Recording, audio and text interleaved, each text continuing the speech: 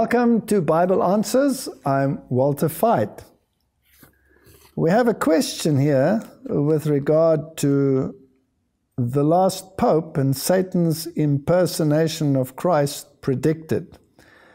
And the question deals with the papacy and the predictions of Malachi that this present Pope should be the last Pope, whether that is so or whether that is not so.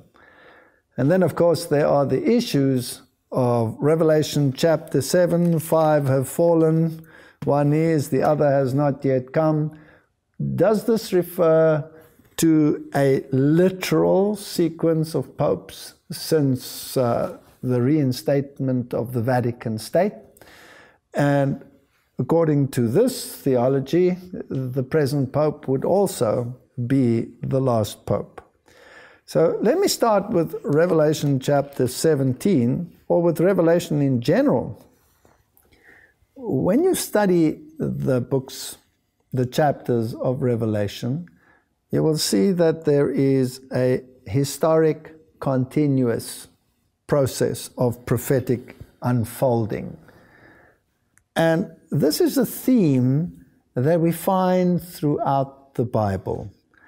If we take Daniel's prophecies in Daniel chapter 8 and chapter 9, there is also an unfolding of the prophecies in a historic, continuous manner. There's a tendency today to take part of those prophecies out of their historic, continuous context, and then to hurl them into the future and give them a literal interpretation at the time of the end, in an eschatological sense. Now, there's a problem with that, because you are breaking the method which is consistently used throughout the Bible, and for no apparent reason, you take a portion of a prophecy and you hurl it into another time frame. Now, if that applies to Daniel chapter 8 and 9, then it must apply to Revelation chapter 17 as well. So when the Bible talks about these kingdoms that follow one upon the other, and then suddenly we want to take a portion of the prophecy and make it literal and apply it only to the end times and make it literal popes, then we're actually also breaking that rule and bringing in an element of futurism. So how do we solve this impasse? If we stick with the historic, continuous, then you have successive kingdoms coming one after the other. And in the end, you have a kingdom which receives a wound, disappears, has a is stage, a is not stage, rises again.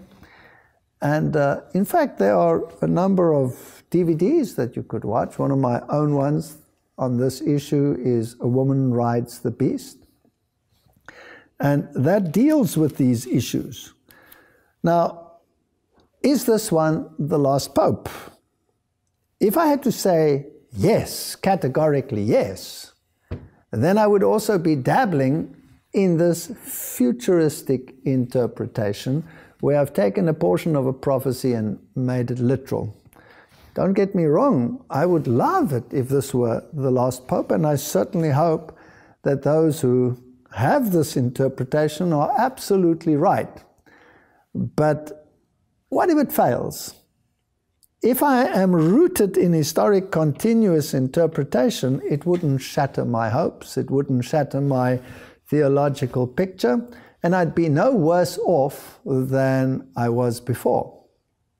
If I, however, make them literal and things don't turn out as I would hope that they should turn out, then my faith could be in trouble. So I suggest we stick to the historic continuous interpretation, and we see how it pans out. If God in His mercy allows history to continue and there are more popes to come, then it wouldn't change the picture, because we're not bound by people or particular popes at a particular time. What we are bound by then is a prophetic scenario, an event orientation. What must take place according to the Bible before the end will come?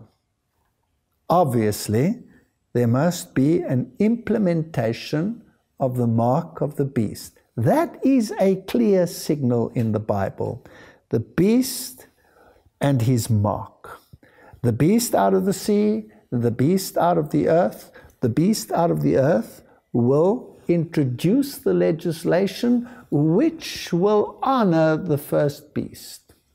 So the Protestant world will enact and enforce, together with the old world, legislation to bring about a decided decision. Are we standing with the commandments of God, or are we standing with the commandments of men? Are we going to acknowledge God as our Creator and our Redeemer by keeping the Sabbath, or are we going to acknowledge the authority of the Roman Catholic Church by keeping Sunday? Those are the issues that face us, and not whether this Pope or that Pope is reigning at a particular time. I hope that puts it in perspective. But as I said in the beginning, should they be right, I would be the first one to be overjoyed.